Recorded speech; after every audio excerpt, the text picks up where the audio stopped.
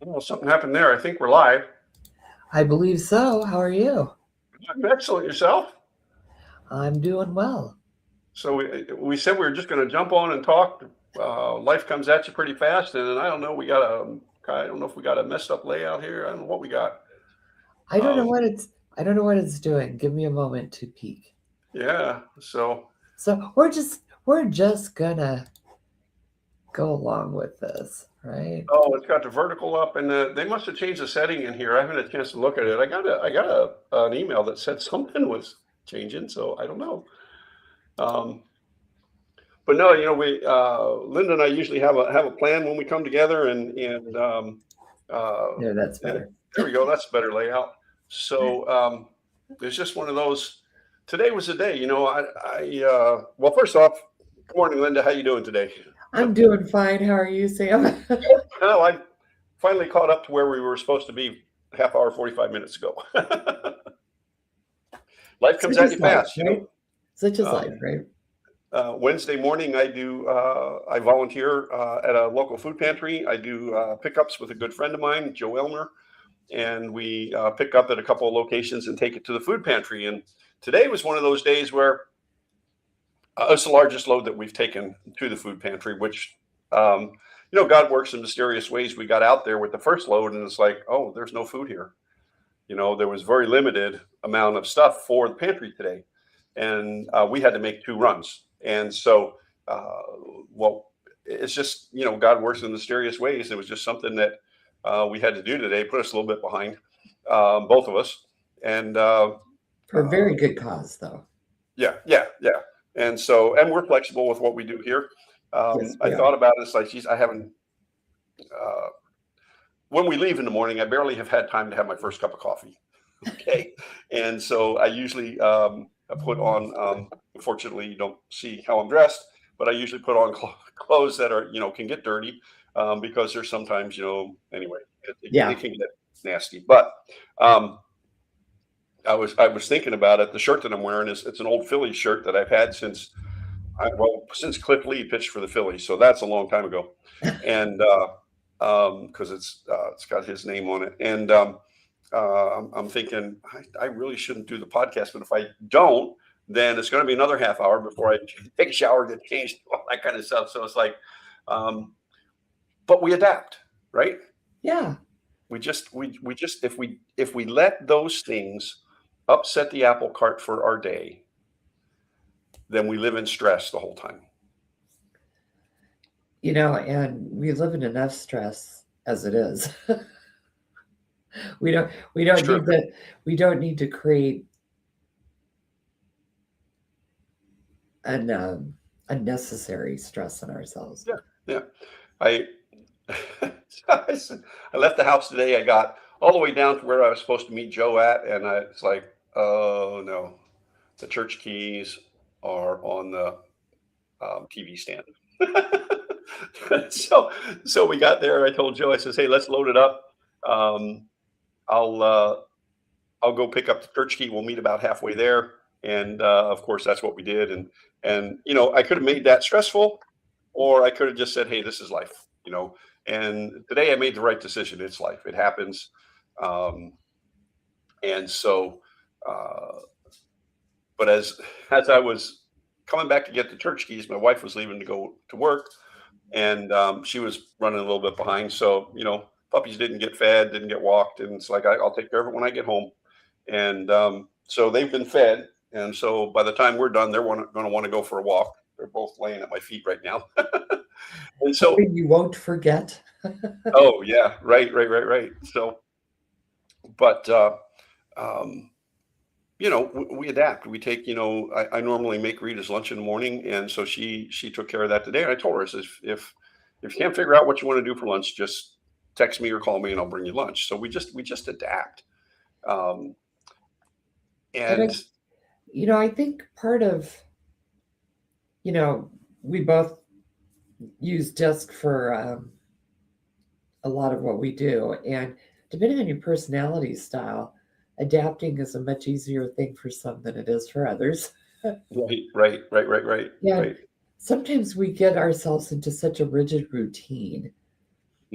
And routine is wonderful if it flows and it works, but also there's always going to be something, Yeah. right?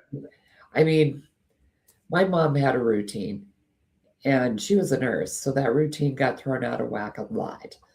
Yeah. And, she stressed about it at first, and then it was like, nope, this is just part of the routine, is that we Yeah. have to be flexible. Right. And I find that I'm really probably more flexible than I should be. I think the older I get, the more flexible I become. It's just one of those, as you learn and grow and gain some wisdom, you realize that you wish you had that wisdom in your 20s so that you wouldn't have made some of the choices that you made, but you made those choices, right? Right. And so I'm still alive. Both feet are on the ground and don't have any dirt on my head. So, uh, I'm doing well. And Rita and I have had some discussions recently about the past, the present, and the future, just as we work through a study that we're doing. And uh,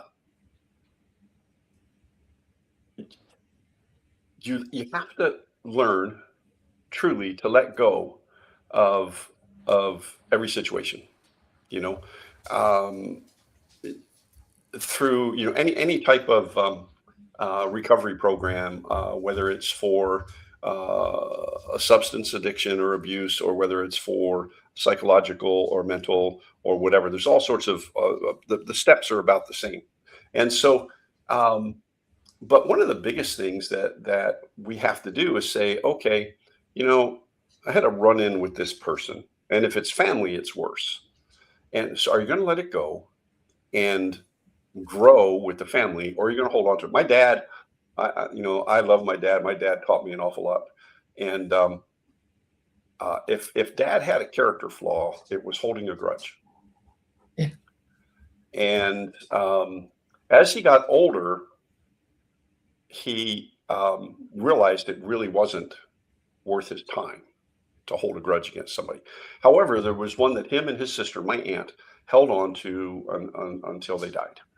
Um, and then, when they got to heaven, it's probably one of those, oh, that really wasn't that way, you know? Right. And That so, wasn't worth it at all. yeah, right. And so, but here's the thing, it had to do with family and money, Yeah. and the two don't mix. They, And so, and the and it thing was, is that they have to mix because they overlap. right. And it happened when they were kids. And so they got the story secondhand, and they only got one side of the story. Right. And so, um, uh, so there's a whole side of the family that my cousin and I did not grow up with, and they lived like, well, they lived, I believe, in Philly somewhere, and we lived in the suburbs, so 20 to 30 minutes away on the train. And so now Arlene has connected with few and has come up with some of that. And that's one thing I need to do, is to plan a trip and spend some time with her to look at that family tree and that family history, because she's broken it down really well. But how different would life have been if they hadn't held that grudge, or hadn't had that animosity? Now, can't go back and change it. No. But going forward, you can look at it and say, okay, that was the last generation, right? Right.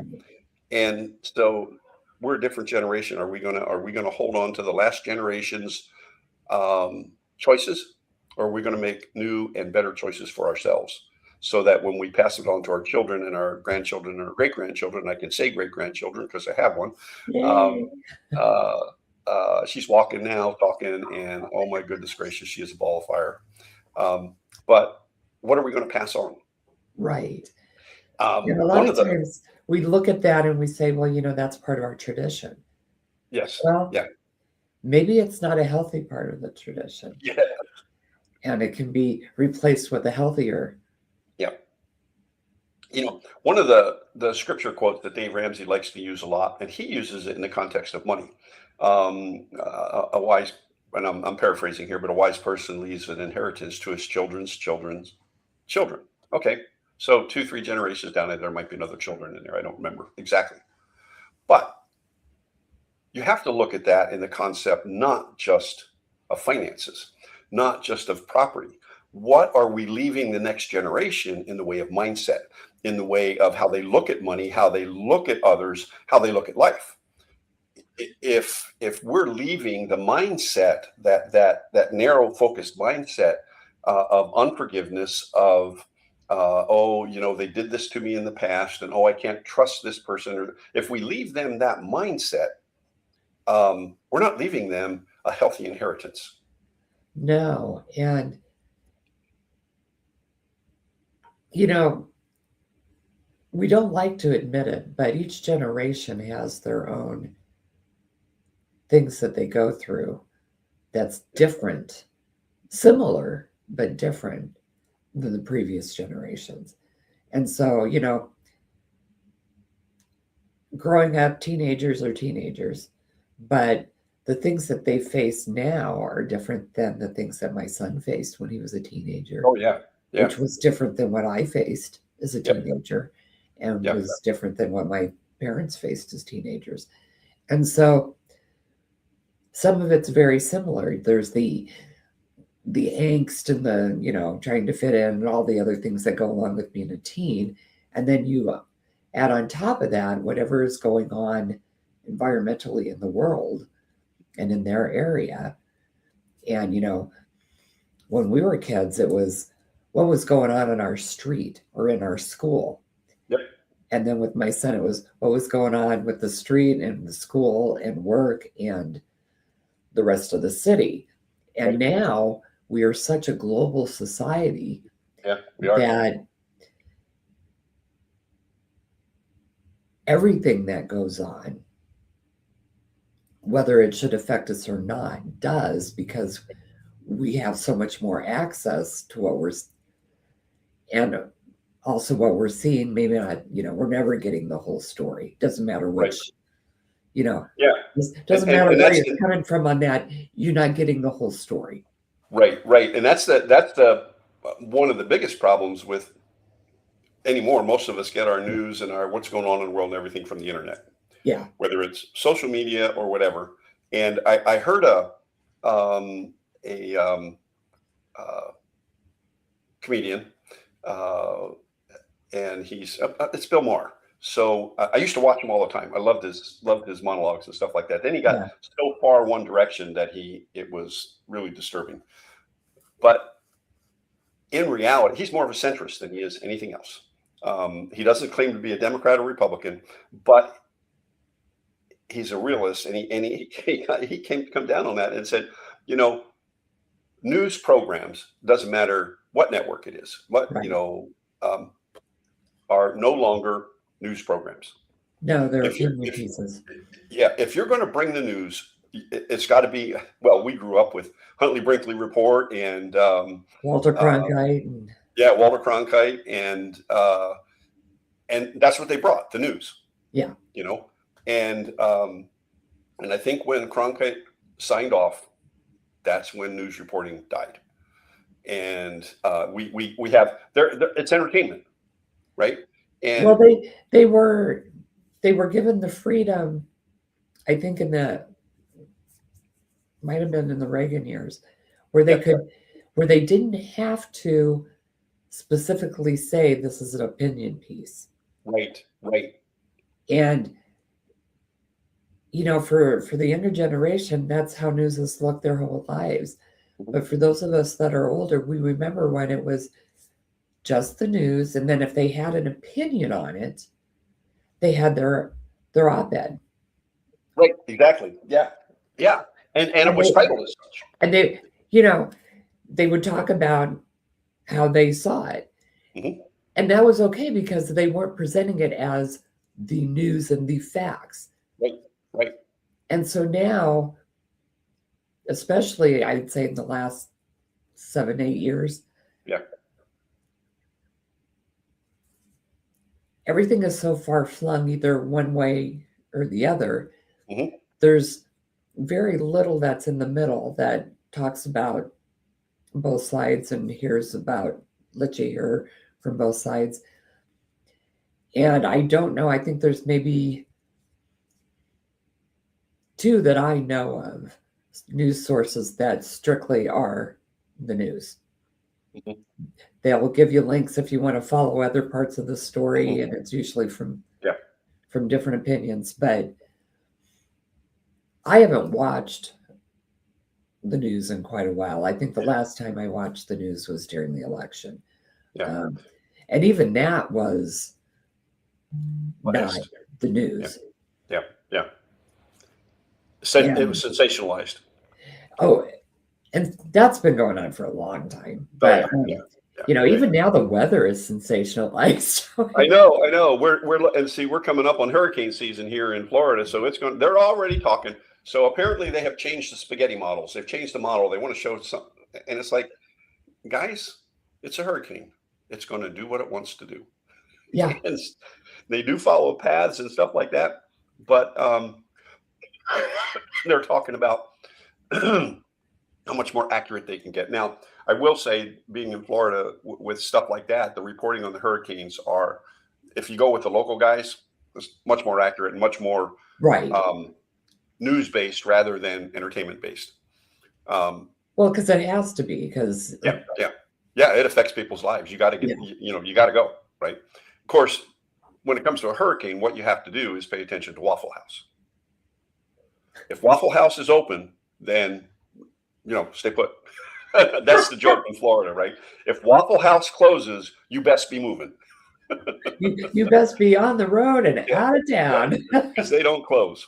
So anyway, but yeah, it's gotten, and unfortunately, we don't, as a society, we're not allowing that next generation to have an open mind. It's either No, this way or that way. And more and more I have a really good friend who is a teacher, and he's walking away from it. He has his mind is really sharp when it comes. He would be perfect to fix that type of issues within a school district or within a school, right. because he understands it doesn't matter what his political views are, what his personal views are. You have to teach the child to have an open mind Yes. and to be able to listen to both sides of the story and critically think enough to form an opinion. And we're not teaching that in the schools. We're not teaching that in the Hillsborough County School District, that's for sure. In fact, a lot of us aren't teaching it at home either. Right, right. And it's gotten so far, you know, I'm assuming it was the way when you, and now we went to school a while ago, but if there was an issue, my parents knew about it. You know, the parent teacher conferences were not um, they were mandatory, and one parent had to be there at least, and they were blunt and bold, and the discipline was there.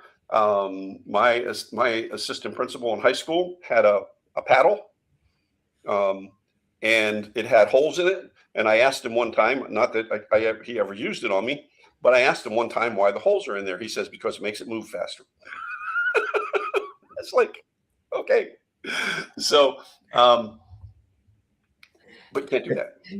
And I'm kind of glad some of that is not allowed anymore. Yeah. But yeah, I went to a Catholic school, so we had the nuns with Oh, the rulers. whole different world. Whole Whole different different world. world. But here's the thing: the education, while it was still faith based, my cousin completely through Catholic schools, I got college and everything. Um, there was a higher level of education. There was a Well, I think higher it level helped. of. It was smaller classrooms, Mhm, class yep. sizes, Hmm. um, more interaction with the teachers, Higher expectation. higher expectations, and when I look at even just the elementary schools around here, there are probably as many kids in the elementary school as were in my whole high school. Mhm. Yeah, yeah, The school sizes, and it's not necessarily a bad thing, but if you have that many students in a classroom, you need more than one yes, adult. yeah, yeah. When you get up in the 20, and if you push 20 in a classroom, there needs to be a second person in there. I'm sorry, um, it just has to happen. Whether it's a teacher's aide or somebody to assist Right. the teacher, especially with discipline.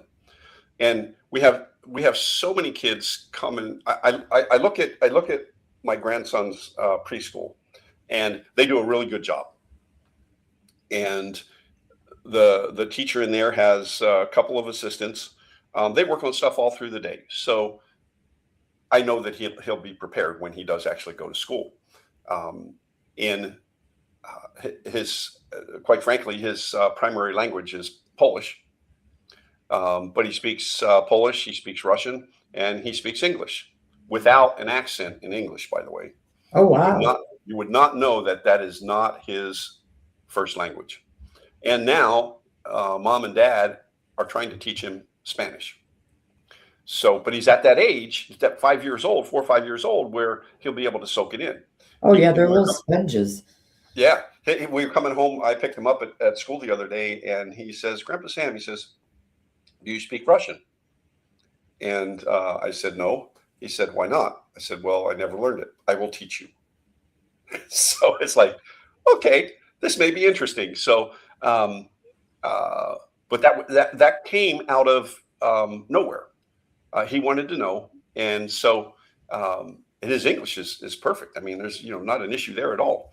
But then that innocence of being able to say to somebody who's 60 plus years older than you, "I'll teach you." You Well, know, and the thing is kids teach the way they learn. yeah, And so instead of teaching you like a whole sentence hmm or a whole concept, they're going to teach you a word at a time. yeah, yeah. So, So, coffee, yep, yep. Yeah. bathroom. Well, I think the first few words are going to be lollipop, ice cream, apple, and banana. Those would probably be the first four words I learned. He loves apples and bananas, and he also knows that Grandpa is probably not supposed to do the lollipops and the ice cream, but Does Grandpa's occasionally. rule. So, so, but you know, I love it when see we can come together and talk like this, and um, regardless of what our background, our faith, our political views, or whatever. But people just won't do that today. No, no, not at all. And so we would encourage you. I mean, Linda and I do this. We could probably talk all day about various subjects and everything else.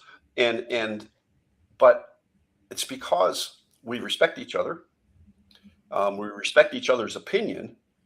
We may not agree, but we respect the right to have that opinion. And unfortunately, in today's society, we have gotten away from that. Um, You we know, look at we um, don't see the shades of gray. yes, yes, Um, and there are some things that I'm very black and white about. hmm But for the most part, as long as what someone is saying or doing isn't hurting me or anyone physically at that moment, I have to let it go.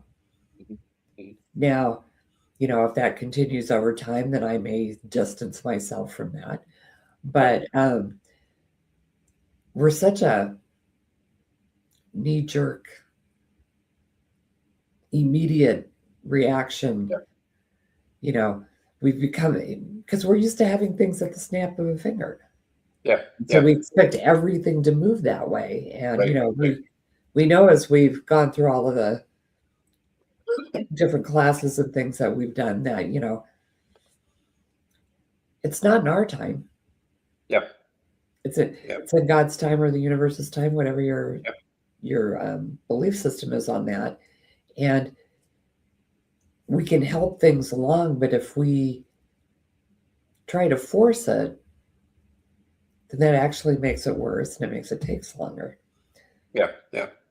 You have to Yeah. you have to be willing to be flexible and go with the flow. Yeah. Yeah. It's yeah. Um, it's I love that be flexible thing, and it's like it's one of those. Um, we use it a lot at the port with our with the folks who work there. There's only like half a dozen or so different areas where somebody would work, and some people, well, I can't do that, or I have this issue that causes me not to be able to do that job. First off, there's no job there that is physically, emotionally challenging. There are some that are mentally challenging because you do have to think and stuff like that with some of the computer programs and stuff. And so um, there, there is one job I can think of that is stressful, but it's only because people don't listen, and you can't help. You know, you seriously can't help what happens to them when you've asked them not to do something, and you're not allowed to stop them. You can ask them not to do it, but you're not allowed to stop them. Right. And so yeah, so is that a little stressful? Yeah, but I did it for months, and it finally dawned on me. It's like, if they fall, they fall. There's nothing I can do about it anyway. Um, and and so and these people are not. Well, we have a wide range.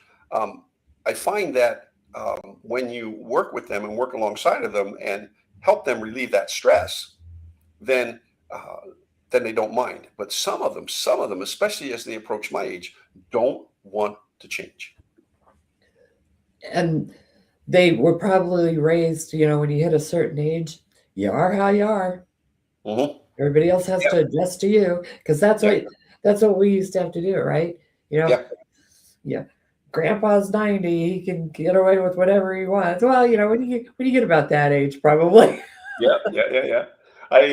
I keep there's these memes that pop up in little. I know they're AI generated. Of kids saying different things and stuff like that. Yeah. But every time a little girl comes up that says something about uh, I can get away with anything when because my grandpa's going to protect me and stuff like that. I send it to my granddaughter.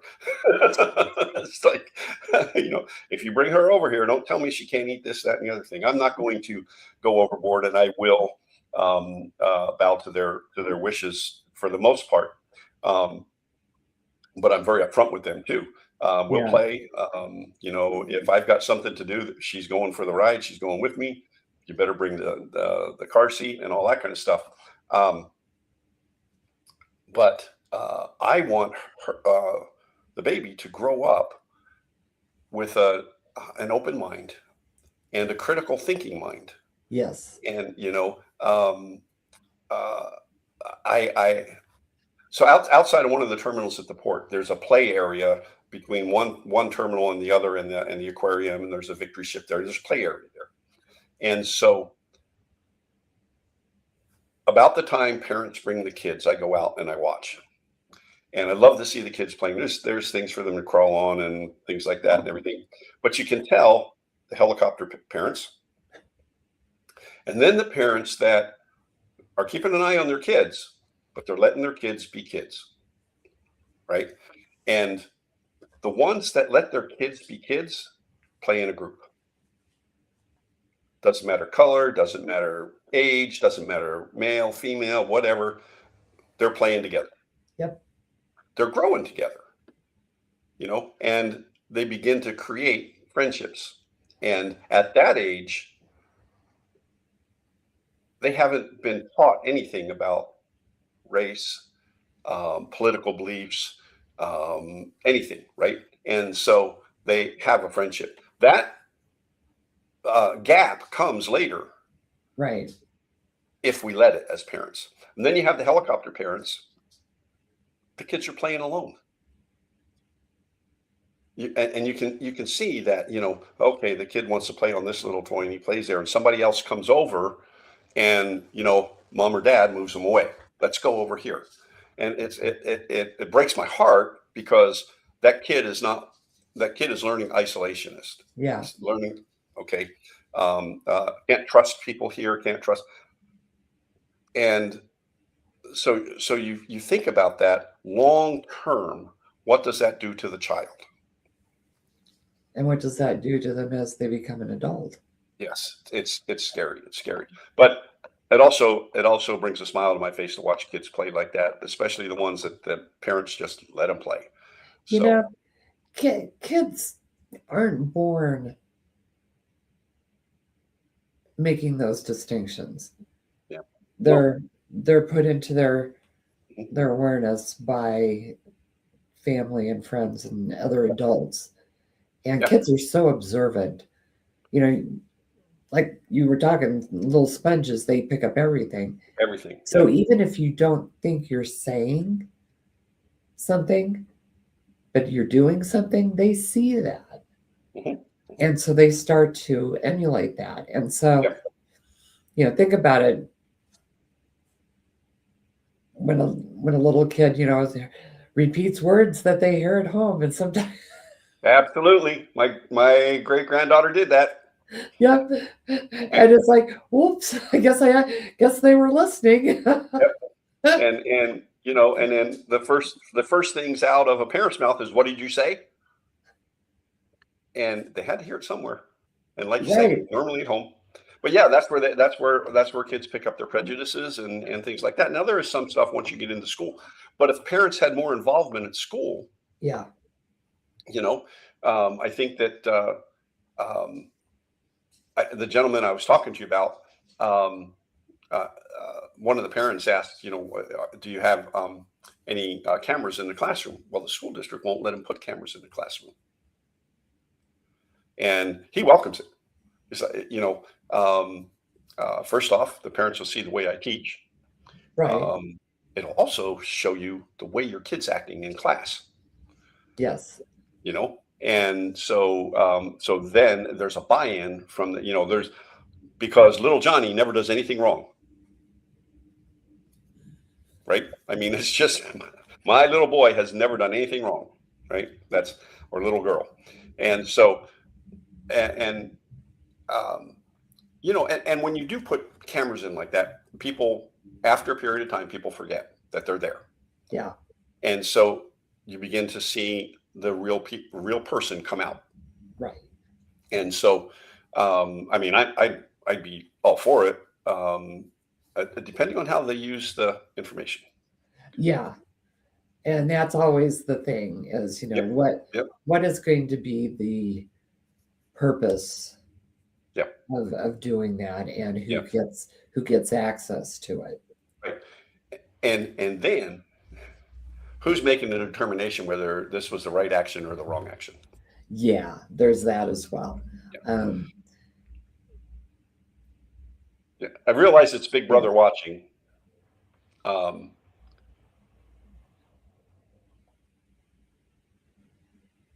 so we have kids coming out of school with racial, political, economic, social prejudices. Okay, where are they getting that? yep.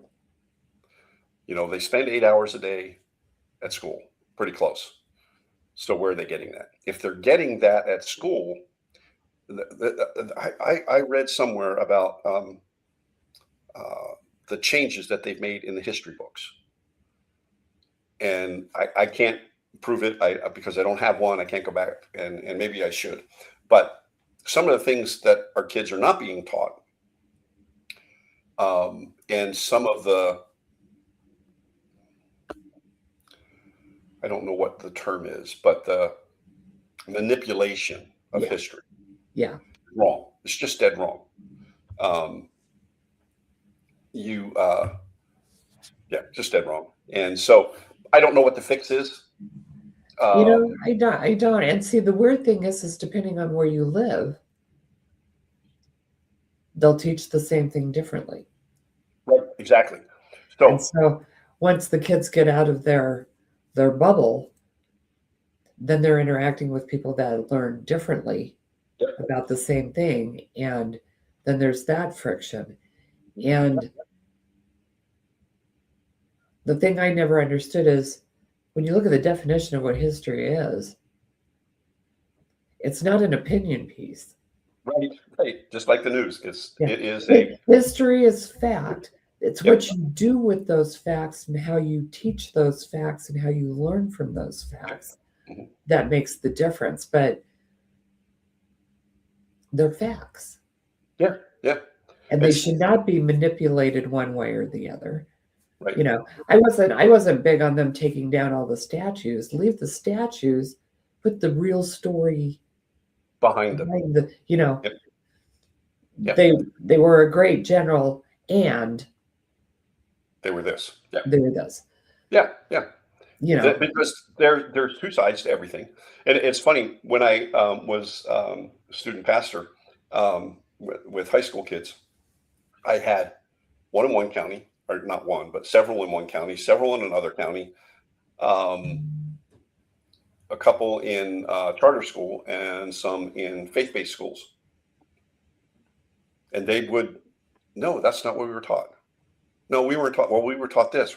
So then you could have a discussion, and you Right. could talk about the historical fact, but I only had them for an hour a week. Yeah. You know, and hopefully, what I worked with them on sticks, because I worked on the more than anything else, the critical thinking and the question. You know, and I think that's one thing that has been lost in the last couple of generations, is that Yeah. critical thinking and questioning. I think we haven't allowed our kids to make their own choices, make their own decisions. And I know as a parent, it's hard to watch your kids make a bad choice. Yeah, yeah. But that's where the learning comes in. If they aren't allowed to make those mistakes when they're young, they're going to be making a lot more of those mistakes when they're older, and it's harder to fix. Yeah. You know, Yeah. if you make a stupid mistake and you're 5, the repercussions of that are different if you make that same mistake, say, at 20. Yeah. Yeah. And now you're an adult, and they expect you to behave like an adult, and those kind of things. And I think the pendulum just continues to swing back and forth, and we never really stop in the middle. Yeah, It's right. like, I think it's you're like right. it's like a flash. Yeah, right. It's Yeah, not that slow. Yeah. At some point in time, it does have to stop somewhere in the middle. And I look at opportunities lost. Yeah. And one situation always comes to mind from my childhood. I was in high school, but I met this young lady at a competition, singing competition, vocal competition, and she was good. She was also black, in the 60s. Okay. If I remember correct, somewhere in Philly is where she lived. So I had to be junior or senior in high school because I was driving already. And so there were some things that we competed at the same time. There was also some things that we wanted to do at the same time. Now I had somebody I was dating. Okay. And this young lady, our mutual interest was music. This is what we do. So both of our parents thought we were in a dating situation in the 60s. Okay. And so after one of the competitions, or at one of them, she had met my parents, along with a whole bunch of other kids, right? Back then we did a lot of stuff as a group, but and she told me, she says, well, my dad wants to meet you. Okay, fine. So I drove in and met him, and he says, what are your intentions? I says, we're friends. We do this music stuff together. And both parents. And this is one thing that I wouldn't say that either set of parents was racially prejudiced. Okay. Because I never saw that from my parents, and she didn't understand why her dad was that way. But as it turns out, they were trying to protect us. There was no protection needed. We were friends. We were doing music together. We were doing music with groups of people. And so the friendship kind of, because of our parents, the friendship kind of dissolved. And I regret that. But yeah. you know, And they think they're being helpful. And yeah, back in the 60s, depending on where you lived, that was probably, yeah, they probably didn't have any problem with you as a person right. or her And as a my parents person. didn't have any problem with her as a person, but Right. But there was such a stigma. yeah, yeah. And the whole concern was, what happens if you're driving to an event and it's only the two of you in the car and somebody who doesn't agree with that sees you and gets the wrong idea? And so, anyway, I've long since been over, but it's always Yeah. bothered me that was how we presented then. And so that extends to today, because that was the prevailing thought, the whole interracial thing and everything. And I look back at it and it's like, I love to hear her sing, Yeah. It had nothing to do. Anyway, it's just funny the way, we were raised and the way kids are being raised now. And is there the right opportunity for kids to be together, regardless of socioeconomic, racial, whatever background, because let's face it, we're at the grandparent age. So what I look at some of the kids I went to school with, okay, and I'm like, you really think like that? You're nuts, and so anyway, I guess that's a topic for another day. But life comes at us hard, sometimes hard and fast. Sometimes you're wondering how it crept up on you. I'm wondering how I'm as old as I am. I haven't figured it out yet. I have no idea how I got this damn old. But your job's not done yet. I know. And that's the thing. As long as you get up in the morning, you have breath, you have a purpose in this life that needs to be fulfilled. There is somebody, someone, someplace, something that you have not positively impacted the way God wants you to, the way high power wants you to. The universe wants you to impact lives, and it doesn't matter what your expertise is. Linda is an expert at what she does when it comes to the self-care and those types of areas. And so, for the bulk of us, between some of the health issues and stuff like that we have, there's somebody still there that needs what you have to offer. There's somebody still there that you need to impact. And when God's done with you, he will bring you home. Same way with me, sometimes I wonder with all the aches and pains why, but but he's not finished with you yet. Nope. So I've rambled on long enough. Well, this was a good one. It was fun to just kind of go with the flow today. Yeah, well, it's one of those, when I got so far behind and we wanted to be on at 9, and I called you and I said, let's just do this. Let's just get on and talk. And I'll be honest with you folks, we all have a ton of stories to tell. If you want to tell your story with us, I put the Balancing Act email in there. If you want to be a guest on our show, just let us know. Let us know what you want to talk about, and one of us or both of us will reach out to you. balancingact2024@gmail.com. And living life in harmony is what we're trying to do with it, between our personal lives, our finances, our just life. Reach out. It's the only way to do it. I mean, Yep. Especially right now, we need to find that. Yep. That harmony. So Linda, this has been fun. This has been great, Sam. So, folks, we'll see you next week. Until then, live intentionally, be very, very blessed. Take care.